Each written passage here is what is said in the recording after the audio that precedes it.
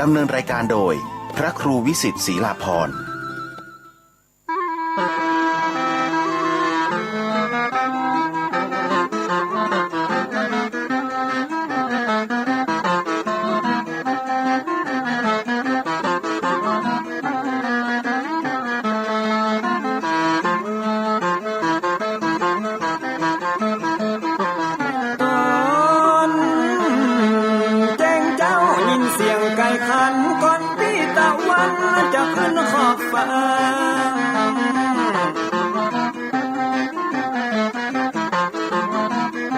จะหันแสงทองทอแสงเจิดจ้าจัดการล้างหน้าอาบน้ำแต่งตัววันเริ่มต้นใหม่อย่าได้วันกลัวอย่าได้คุณมัวกังบนโศกอน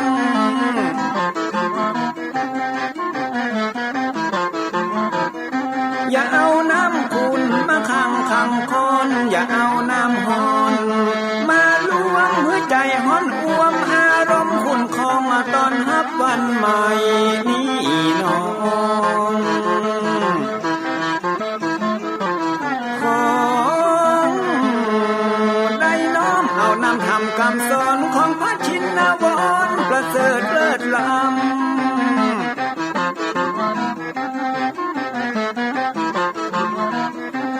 จุงจิตใจฮือออกจากธรรมบ่ฮือด่างดำโศกเศร้ามัวมองแสงแห่งธรรมะนั้นเป็นแสงทองส่องใจเรื่อร้องตึงวันคำเจ้า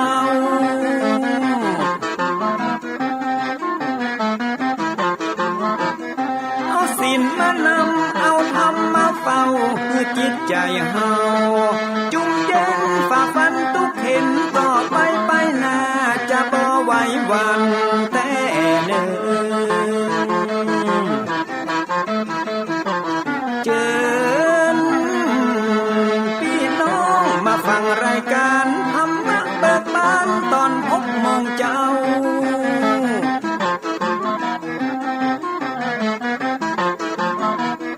ฟังธรรมปื้นเมืองอันเป็นแบบเบาท่านพระครูวิสิทธิ์ศรีลาภรณ์ตั้งใจเจ้าคณะตำบลป่าแดดนอนในเจ้าอาวาสวัดวังสิ่งคำตนนี้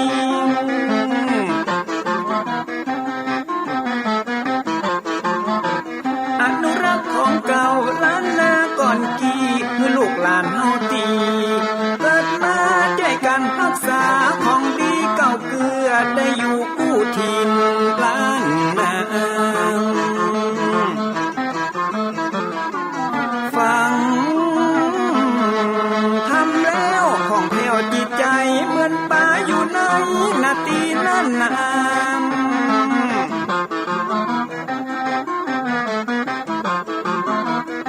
มันไม่สลีอันมีไม่กำเหมือนเสืออยู่ธรรมดงดอยคุณเขาสุขของมนุษย์ยิ่งใจหมู่เฮาสุขที่ได้เอาธรรมะห่มตุ้ม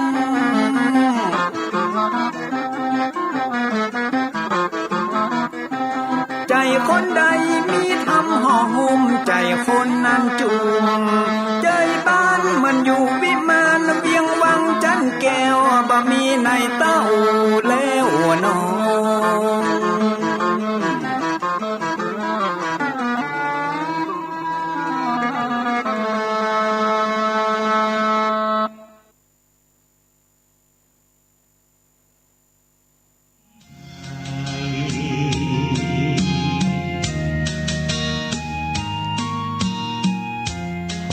ยกมือ10 นิ้วกราบนบนอบน้อมยังพระติรัตนเกี่ยวเจ้าตั้ง3 ประการอันมีพระพุทธพระธรรมพระสงฆ์อันเป็นสรณะที่เปิ่งที่เคารพนับถือ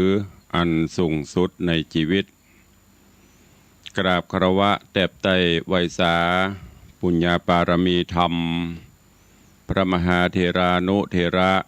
เจ้าคณะพระสังฆาธิการภิกขุสงฆ์สามเณรจุตนจุองค์อันหมายมีพระเดชพระคุณหลวงปู่พระเทพโกศลติปรึกษาเจ้าคณะภาค7เจ้าอาวาสวัดศรีโสดาพระอารามหลวงตำบลสุเทพอำเภอเมืองจังหวัดเชียงใหม่ ประเดชประคุณหลวงป่อท่านเจ้าคุณประเทศปริยัติเจ้าคณะจังหวัดเชียงใหม่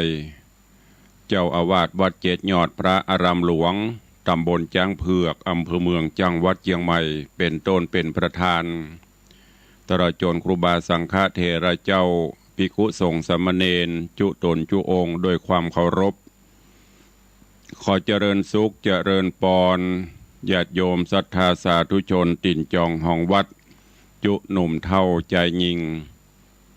ขอน้อมต้อนรับทุกท่านเข้าสู่รายการมรดกธรรมกำเมืองต่างสถานีวิทยุ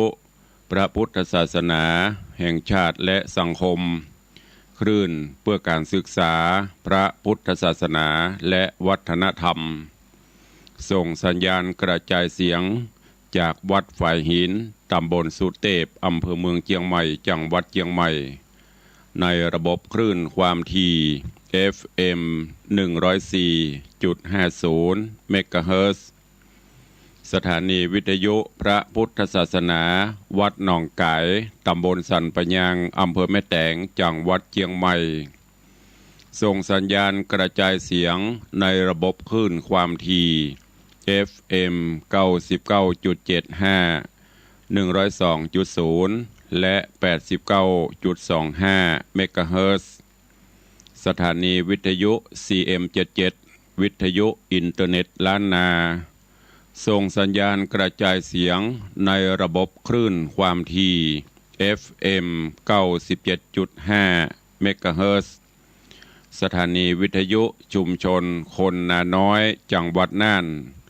และสถานีวิทยุพระพุทธศาสนาจังหวัดเชียงรายส่งสัญญาณกระจายเสียงในระบบคลื่นความถี่ FM 99.50 เมกะเฮิรตซ์ตลอดจนวิทยุชุมชนเสียงตามสายหอกระจายข่าวตามวัดวาอารามตามหมู่บ้านต่างๆที่ครูบาสังฆะท่านเจ้าอาวาสตลอดจนต่างป่อแก่ป่อแคว้นได้เปิดออกลำโพงหอกระจายข่าวเสียงตามสายของวัดวาอารามของบ้านต่างๆเพื่อญาติโยมศรัทธาได้สดับรับฟังกันอยู่ในเวลานี้